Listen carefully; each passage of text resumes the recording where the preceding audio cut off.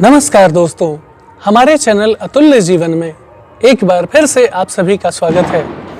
यूं तो हर बार हमारी यही कोशिश होती है कि हम एक से बढ़कर एक ज्ञानवर्धक वीडियो लेकर नियमित रूप से आपकी सेवा में उपस्थित होते रहें, क्योंकि हमारा मानना है कि ज्ञान वो दिव्य आँख है जो विषम परिस्थितियों में भी हमारा मार्गदर्शन करता है तथा हमारे सभी संशयों का नाश कर हमें सदैव आगे बढ़ने के लिए प्रेरित करता है।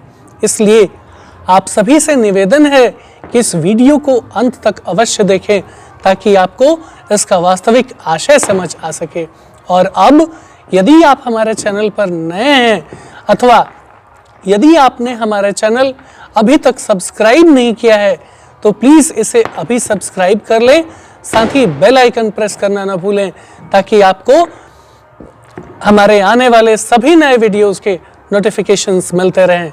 और अब आप सबका और ज़्यादा समय न लेते हुए आइए इस वीडियो को शुरू करते हैं। जैसा कि मैंने पहले बताया, आज का वीडियो बहुत ही खास होने वाला है। और हो भी क्यों नहीं, आज पूरे भारतवर्ष में छठ पूजा का त्यौहार जो मनाया जा रहा है, भगवान सूर्य की उपासना का पर्व छठ पूजा सनातन संस्कृति में महापर्व के नाम से जाना जाता है। जी हाँ दोस्तों, छठ पर्व का पौराणिक महत्व अप्रतिम है। हमारे वेदों में, हमारे पुराणों में इस बात की व्याख्या मिलती है कि जब दुष्ट दुर्योधन ने पांडवों को द्युत क्रीड़ा में हरा करके उनका सारा राजपाट छीन लिया था और उनके साथ छल करके उन्हें जंगल में वनवासी जीवन व्यतीत करने के लिए बाध्य कर दिया था। पांडवों की दुर्दशा को देखकर भक्तवत्सल भगवान जंगल में पहुंचे और पहुंचकर उन्होंने पांडवों को छठ महापर्व के वृतांत के बारे में विधि विधान पूर्वक बताया तथा पूर्व में किसने छठ पूजा को किया था, उसके क्या फल प्राप्त हुए, क्या विधि विधान है, किस प्रकार से करना चाहिए और कब करना चाहिए, यह सब कुछ भगवान ने अपने प्रिय शिष्य अर्जुन तथा उसके बंधु बांधवों को विधि विधान पूर्वक बताया। और कहते हैं कि छठ का पर्व अपने आप में एक अभूतपूर्व दिव्यता रखता है। यह पर्व इतना दिव्य है, यह पर्व इतना महत्वपूर्ण है कि आज भारत ही नहीं बल्कि विश्व के विभिन्न देशों में, चाहे वो यूनाइटेड स्टेट्स ऑफ अमेरिका हो, कनाडा हो, यूनाइटेड किंगडम हो, जर्मनी हो या फिर जापान और इटली क्यों न हो, जहाँ कहीं भी भारतवंशी हैं और भारतवंशियों के संपर्क में रह रहे पाश्चात्य संस्कृति को मानने वाले लोग भी हैं, वे सारे लोग मिलकर आज सनातन धर्म के प्रति आस्था जग रही है उनमें, आज सनातन धर्म के प्रति आस्थावान हो रहे हैं। और ऐसी बहुत सारी घटनाएं देखने को मिली हैं जिनमें भारतीय संस्कृति, भारतीय धर्म, भारतीय मूल्यों एवं भारतीय पूजा पद्धति विशेष रूप से आकर्षण का केंद्र बनी हुई है। आज छठ पूजा के बारे में ऐसी मान्यता है कि छठ का महापर्व भारत में वर्ष में 2 बार मनाया जाता है। एक तो चैत्र मास के शुक्ल पक्ष के षष्ठी तिथि को मनाने का प्रावधान है और दूसरा कार्तिक मास के शुक्ल पक्ष के षष्ठी तिथि को मनाया जाता है। ऐसी मान्यता है कि दीपावली के चौथे दिन से ही, तीसरे या चौथे दिन से ही छठ महापर्व का प्रारंभ हो जाता है। छठ व्रत एक बहुत बड़ी उपासना का पर्व है। इस दिन व्रती पूरे घर को धो धा करके, साफ सुथरा करके, और व्रती मतलब मेरा अभिप्राय है जो लोग व्रत कर रहे होते हैं, छठ का जो लोग व्रत कर रहे होते हैं, घर के सभी लोग उनको सहयोग प्रदान करते हैं और पूरे घर की साफ सफाई की जाती है, अच्छे से धो धा कर घर को पवित्र किया जाता है तथा जिस घर में छठ की पूजा होनी होती है उस घर में परिवार के बाकी सदस्यों का प्रवेश निषिद्ध कर दिया जाता है, क्योंकि ऐसी मान्यता है कि छठ का पर्व अपने आप में त्वरित फल देने वाला पर्व है। इसलिए कहीं कोई गलती नहीं हो जाए, कहीं कोई भूल चूक नहीं हो जाए, इस उद्देश्य से परिवार के बाकी सदस्यों को उस घर में जाने की अनुमति नहीं होती है। और जैसा कि मैंने बताया आपसे कि दीपावली के चौथे दिन से ही छठ महापर्व का व्रत शुरू हो जाता है। जो छठ का सबसे पहला दिन होता है उस दिन स्नान करके और खाना बनाकर खाने का प्रावधान है। ऐसी मान्यता है कि अरवा चावल बनाया जाता है उस दिन और चने की दाल बनती है, साथ ही कद्दू की सब्जी बनाने का प्रावधान है। और सबसे पहले छठ के प्रसाद के रूप में इसे भगवान सूर्य और छठी माता को अर्पित किया जाता है और उसके बाद व्रती स्वयं उस प्रसाद को ग्रहण करता है और उसके उपरांत घर के बाकी सभी लोगों को यह छठ का प्रसाद दिया जाता है। इस प्रकार से छठ का पहला दिन संपन्न होता है। छठ के दूसरे दिन, जिसको खरना के नाम से जाना जाता है, समस्त भारतवर्ष में जितने लोग छठ का व्रत मनाते हैं, छठ पूजा करते हैं, वे सभी लोग चावल की खीर बनाते हैं। उसमें गाय का दूध और गुड़ डालकर खीर बनाया जाता है और खीर बनाने के साथ उसमें तुलसी पत्र डाला जाता है।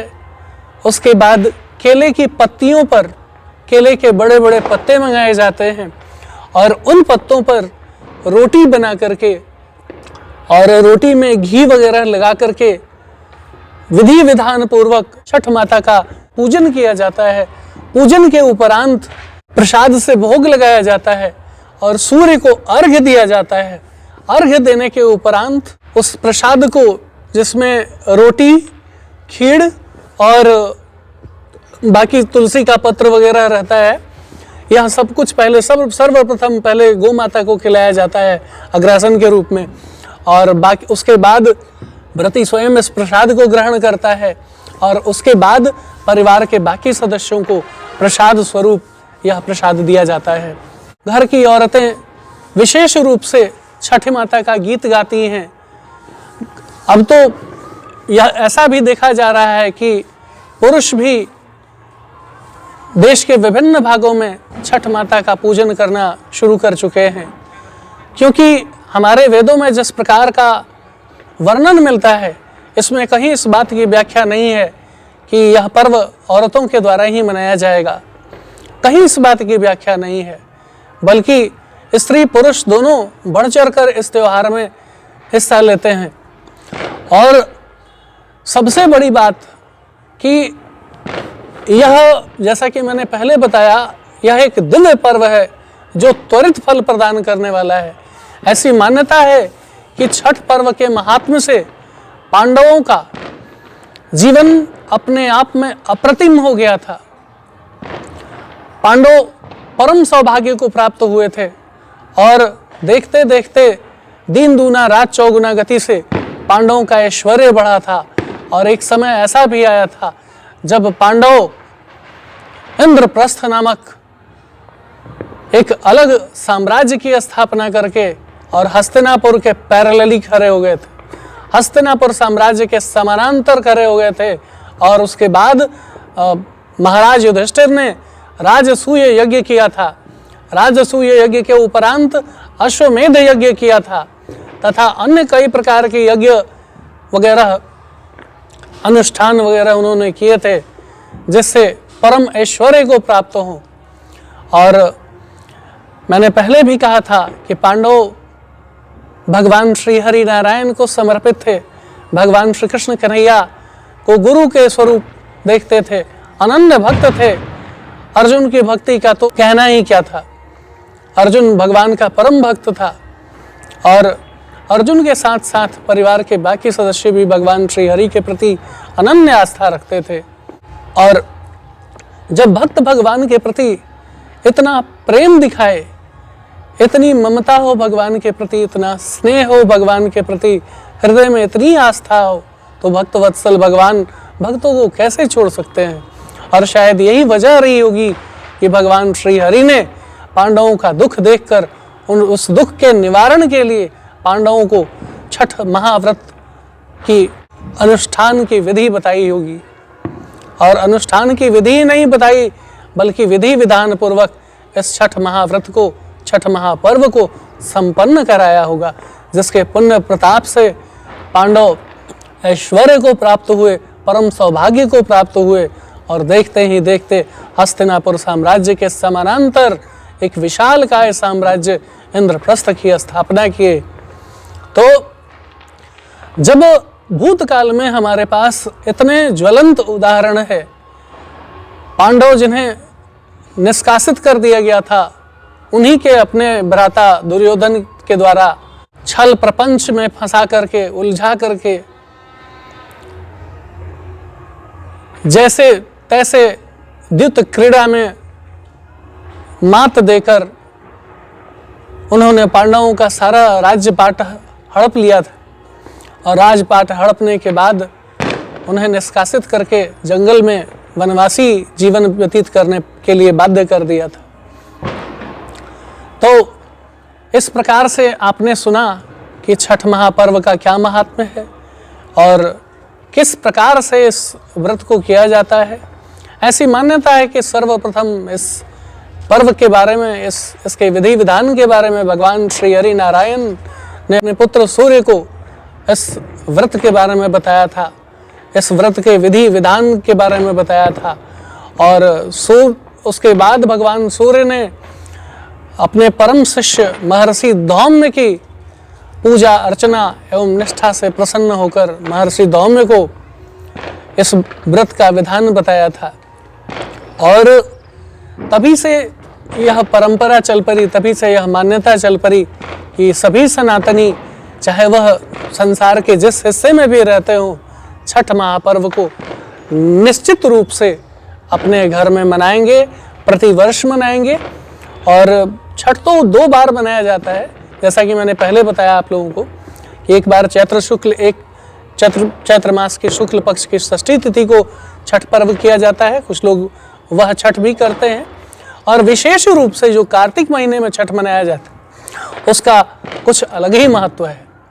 मौसम भी बड़ी खूबसूरत हो जाता है, सर्दी का समय होता है, तो विशेष करके जो लोग उपासना करते हैं, जो लोग छठ का व्रत करते हैं, उन्हें बड़ा संयम बरतना होता है, बड़ी संयमित तरीके से इस व्रत को करना होता है, क्योंकि यह व्रत त्वरित फल देने वाला होता है। तो इसमें भूल चूक की गुंजाइश नहीं होती है, इसलिए विशेष रूप से गलतियां न हो जाएं, त्रुटि न हो जाए, इसका ध्यान रखा जाता है।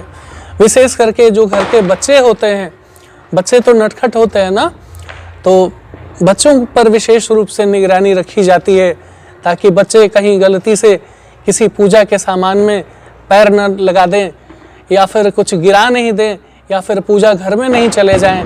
इस तरह का प्रिकॉशन रखा जाता है। और खरना के उपरांत शुरू होता है छठ महापर्व का सबसे प्रमुख दिन। और इस दिन ऐसा प्रावधान है कि अस्ताचलगामी सूर्य को अर्घ्य दिया जाता है। और अर्घ्य विशेष रूप से गाय के दूध, जल और कुशा वगैरह, पुष्प वगैरह के साथ मिट्टी के मातृका बना करके, छठी माता का प्रतीक मान करके, और सूर्य को देखते हुए, डूबते हुए सूर्य को देखते हुए भगवान श्री सूर्य को अर्घ्य प्रदान किया जाता है। और निवेदन किया जाता है कि हे सूर्य देव, हमारे घर परिवार में आने वाली आदि व्याधियों का नाश करें, सभी को परम आरोग्य प्रदान करें, सभी का कष्ट दूर करें, तथा हमारे घर में धन धान्य ऐश्वर्य की वृद्धि हो, मनोवांछित फल की प्राप्ति हो। जो भी हमारे मन में इच्छित अभिष्ट है, जो कुछ भी हम लोग करना चाहते हैं, वह हमारी सारी इच्छा पूर्ण हो, सारी आकांक्षा पूर्ण हो। हमने जो कुछ भी लक्ष्य अपने जीवन में निर्धारित कर रखा है, जैसे बच्चे पढ़ाई को अपना परम लक्ष्य मानते हैं, उसके बाद जो घर के बुजुर्ग हैं वो मानते हैं कि हमारे परिवार के जो नौजवान हैं या फिर परिवार के सभी सदस्य आदि व्याधि से मुक्त रहें, किसी प्रकार के शारीरिक कष्ट न हो, उनको रोग व्याधि से मुक्त रहें, तथा जो हमारे मनुष्य जीवन के उद्देश्य हैं, मनुष्य योनि में जिस प्रकार की जिम्मेवारियां हमें मिली हुई हैं, घर से लेकर परिवार से लेकर गांव से लेकर समाज से लेकर राष्ट्र तक के बारे में जो जिम्मेवारियां हमें मिली हुई हैं, उन जिम्मेवारियों का निर्वाह करने के लिए स्वस्थ शरीर की अप्रतिम भूमिका होती है।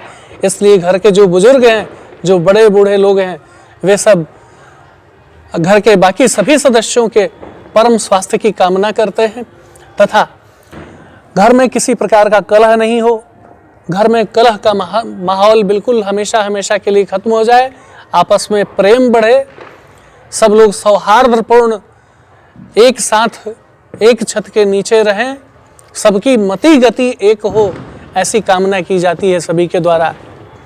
और ऐसी मान्यता है कि यह व्रत अत्यंत ही त्वरित फल देने वाला है। इसलिए संसार के जिस हिस्से में भी भारतवंशी हैं, सनातनी है, वे पूरे आस्था के साथ छठ का महापर्व मनाते हैं।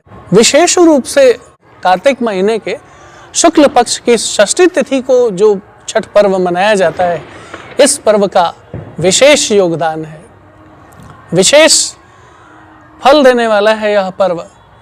और दीपावली के ठीक तीसरे चौथे दिन से इसका शुभारंभ हो जाता है। इसलिए जो पटाखे वगैरह दीपावली में बचे होते हैं, उन पटाखों को बच्चे छठ घाट पर जाकर के उन पटाखों को जलाते हैं, फुलझड़ियाँ जलाते हैं, घर में विभिन्न प्रकार के तोरण वगैरह लगाए जाते हैं, आम के पल्लों से तोरण बनता है, विभिन्न प्रकार के पुष्प से, सुगंधित पुष्पों से घर को सजाया जाता है, छठी मैया का आगमन होता है। और छठ पर्व के पहले दिन परिवार के सभी सदस्य किसी नदी या जलाशय के किनारे पर पहुंचकर अस्ताचलगामी सूर्य को गाय के दूध, जल, कुश, पुष्प और नैवेद्य इत्यादि से अर्घ्य देते हैं। कहते हैं, हे सूर्य सहस्रांशो तेजो राशि जगतपति अनुकंपा इमाम भक्त्या अर्घदीयम दिवाकरम। अर्थात हे सूर्यदेव, आपकी कृपा हमारे परिवार पर बनी रहे, हमारे परिवार के सभी सदस्य इसी प्रकार से हमेशा हंसते मुस्कुराते रहे, उनके जीवन में कभी भी किसी भी प्रकार की आदि व्याधियां न आए, शारीरिक कष्ट न सताए, सभी सुखी रहें, सभी संपन्न रहें, सभी की काया निरोग रहे, घर में किसी भी प्रकार का कलहपूर्ण वातावरण तैयार न हो, हमारा घर कलह मुक्त रहे, परिवार के सभी सदस्यों में प्रेम हो, सद्भावना हो, सब लोग एक साथ मिलजुल कर एक मति गति से परिवार की उन्नति के लिए प्रतिबद्ध होकर काम करें, सब लोग अपनी जिम्मेवारियों को समझें, बच्चे से लेकर बूढ़े तक सब लोग स्वस्थ रहें और अपनी जिम्मेवारियों का निष्ठापूर्वक पालन करते रहें, ताकि हमारा परिवार उन्नति को प्राप्त हो और मनुष्य जीवन की सार्थकता सिद्ध हो सके। छठ महापर्व के दूसरे दिन परिवार के सभी सदस्य प्रातः काल उठकर स्नान ध्यान से निवृत्त होकर एक साथ मिलकर छठ घाट की ओर प्रस्थान करते हैं तथा सूर्योदय की प्रतीक्षा की जाती है। और जैसे ही आसमान में सूर्य की लालिमा दिखनी शुरू होती है, चारों तरफ हर्ष और उल्लास का वातावरण छा जाता है और देखते ही देखते भगवान सूर्य का उदय होता है। और जितने लोग छठ व्रत के उपासक हैं, वे सभी सूर्य भगवान की जय का जयकारा लगाते हैं, छठी मैया का जयकारा लगाते हैं। औरतें गीत गाना शुरू कर देती हैं, तथा उगते हुए सूर्य को अर्घ्य दे करके छठ व्रत की पूजा संपन्न की जाती है। अर्घ्य के उपरांत प्रसाद चढ़ाया जाता है, धूप दीप नैवेद्य एवं अगरबत्ती वगैरह दिखाई जाती है। उसके बाद क्षमा याचना होता है, मनोकामना की पूर्ति के लिए वरदान मांगा जाता है। उसके बाद प्रसाद चढ़ा करके प्रणाम करके छठी माता को, सूर्य देवता को प्रणाम करके और मनोवांछित कामनाओं की पूर्ति के लिए फिर से छठ व्रत करने का संकल्प दोहराया जाता है और इस प्रकार से छठ का व्रत संपन्न होता है। और अब अपने इन्हीं शब्दों के साथ मैं रजनीश पांडे आप सभी दर्शकों से विदा लेना चाहता हूं और छठ पूजा के इस पवित्र अवसर पर आप सभी देशवासियों को हार्दिक बधाई देता हूं तथा आप सभी के जीवन में छठ माता की कृपा बनी रहे ऐसी कामना करता हूं। और अब इस वीडियो में इतना ही। यदि आपको हमारा वीडियो अच्छा लगा हो तो प्लीज़ इसे लाइक करें और ज़्यादा से ज़्यादा शेयर करें ताकि हमारा मनोबल यूं ही बना रहे और हम एक से बढ़कर एक ज्ञानवर्धक वीडियो लेकर नियमित रूप से आपकी सेवा में उपस्थित होते रहें और बने रहें हमारे चैनल अतुल्य जीवन पर। इसी शुभकामना के साथ आप सबसे विदा लेता हूं। जय हिंद, जय भारत।